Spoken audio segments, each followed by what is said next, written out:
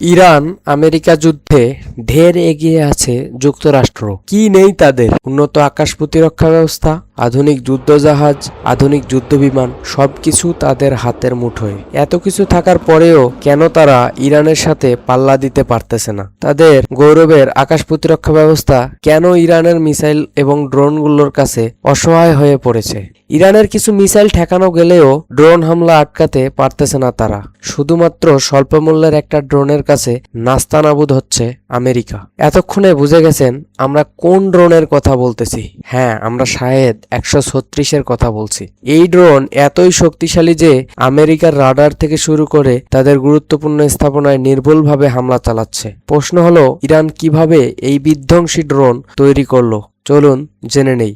1980 সালে শুরু হয় ভয়াবহ ইরান ইরাক যুদ্ধ। সেই যুদ্ধে ইরান বুঝতে পারে তাদের আধুনিক বিমান, রাডার ও নজরদারি প্রযুক্তি খুবই সীমিত।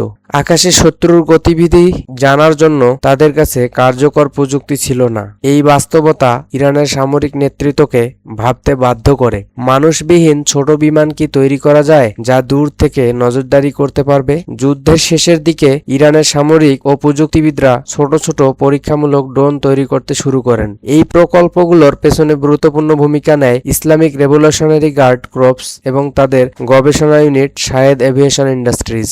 শুরুর দিকে ড্রোনগুলো ছিল খুবই সাধারণ কাঠ, হালকা ধাতু এবং সহজ ইঞ্জিন দিয়ে বানানো ছোট ছোট উড়ন্ত যন্ত্র।